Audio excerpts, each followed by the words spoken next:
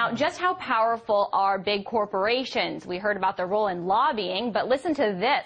The website Cryptome published a Microsoft document that showed the company stores private user information.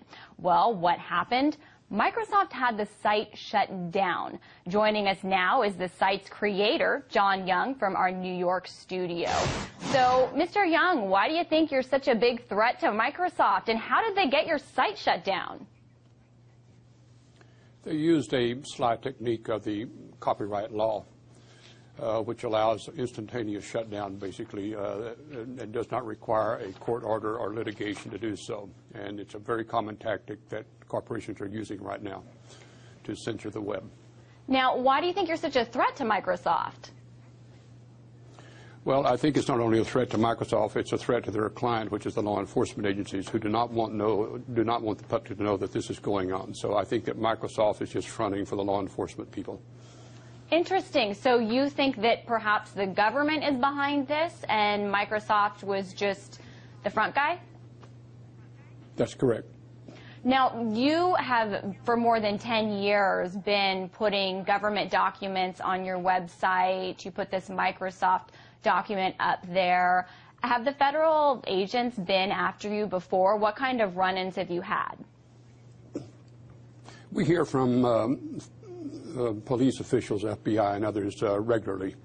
Turns out because we're not doing anything illegal, they haven't found a way to shut us down. That's why they're using a subterfuge like copyright. And this is part of a worldwide phenomenon to clamp down on the Internet, using copyright and a variety of other civil means rather than openly doing it by law enforcement. It's happening in the U.S. and other countries, the very same means, because if the government admitted it was behind it, it would cause an outcry. So they're using these subterfuges to do it.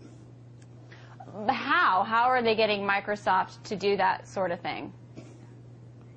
Well, as they're invoking the copyright law, which does not require a court hearing, does not require lawyers. They can just send an email to the service provider, like ours, and the service provider then turns around under this law and says, within 2 days, if you don't take a document down, we will shut your site down. And so that's what this law allows. And so it's a law that's very convenient for this purpose. There are other laws that serve the same purpose, but it basically deflects attention from the fact of who benefits from this. Microsoft does not benefit from this. It is law enforcement who benefits from this, and that's why the document is stamped a law enforcement document.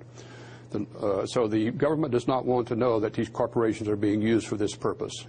And it's not only in the United States, don't forget, it is around the world.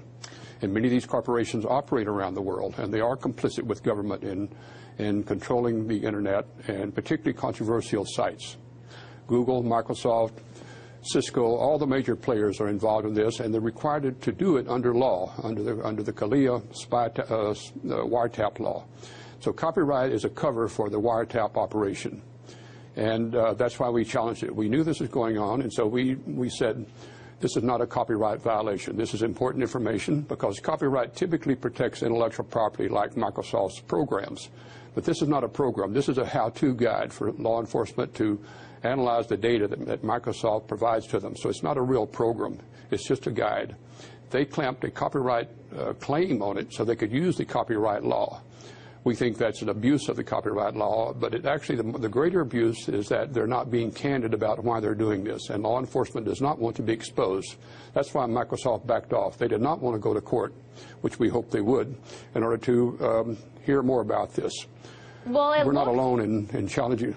Okay, sorry, excuse me, I didn't mean to interrupt you, but it looks like you succeeded because your site is back up now. But I'm just curious, I mean, how much goes